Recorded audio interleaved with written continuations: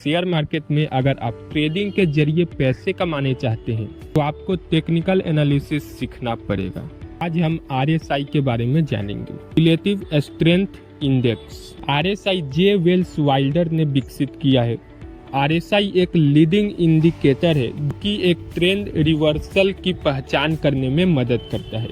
RSI indicator 0 और 100 के बीच रहता है।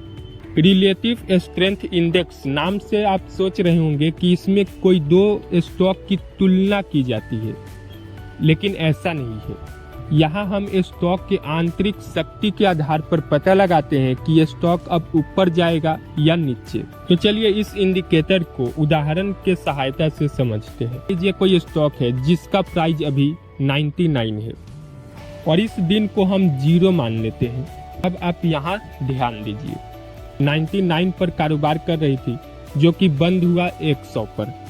1 पॉइंट्स बढ़ चुका है और नुकसान कितना हुआ 0। ऐसे ही उसके बाद उसका प्राइस 102 हो जाता है तो यहाँ हमें 2 पॉइंट्स का बढ़त हुआ, नुकसान कितना हुआ 0। वैसे ही आप इस स्टॉक का हर दिन का क्लोजिंग प्राइस देख सकते हैं और उस हिसाब से आप उसके पिछले दिन के मुकाबले कितना बढ़त या नुकसान हुआ यहाँ देख सकते हैं। हमने इस उदाहरण में 14 डेटा बिंदुओं को लिया है। तो चलिए अब RSI कैसे निकाला जाता है ये जानते हैं। RSI निकालने से पहले हमको RS निकालना पड़ेगा। जैसा कि आप RS के फॉर्मूला में देख सकते हैं कि पॉइंट्स में औसत नुकसान और पॉइंट्स में औसत बढ़त के अनुपात को ही RS कहा जाता है। हमारा जो कुल बढ़त पॉइंट्स है वे है 29।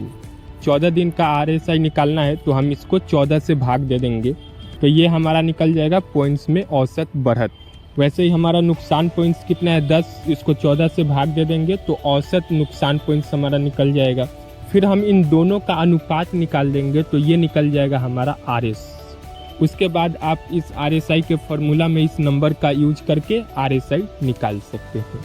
तो जैसा कि आप यहाँ देख सकते हैं RSI निकालना काफ़ी ईजी है। वैसे हम RSI निकालते ही नहीं है कि हमारे जितने भी अभी ब्रोकर ऐप है उसमें RSI निकालना नहीं पड़ता। RSI आपको पहले से ही निकाल के दिया हुआ रहता है, बस आपको उसका यूज कैसे करना है ये आपको जानना पड़ेगा। तो यहाँ अगर हम देखें तो जब RSI रीडिंग 30 से 0 के बीच होती है तो स्टॉक ओवर सोल्ड होता है और वे उसके बाद ऊपर की तरफ जा सकता है। उसमें बहुत ज़्यादा बायर्स आ सकते हैं। ही जब रीडिंग 70 से 100 के बीच होती है तो स्टॉक को भारी मात्रा में खरीदा जा चुका होता है, यानी ओवरबॉट हो चुका है और यह नीचे की ओर करेक्शन के लिए तैयार होता है। पर बहुत बार ऐसा भी हो सकता है जब स्टॉक काफ़ी लंबे समय तक ओवर सोल्ड जोन में या ओवरबॉट जोन में बना रह सकता है। इसलिए RSI हमें 100% गारंटी नहीं देता कि अगर स्टॉक ओवरबॉट जोन में है तो वे अब गिरेगा ही गिरेगा, या ओवर सोल्ड जोन में है तो अब ऊपर ही जाएगा। इसलिए हमें और भी कुछ इंडिकेटर्स का यूज करना पड़ता है। आने वाले समय में हम और इंडिकेटर्स के बारे में जानेंगे।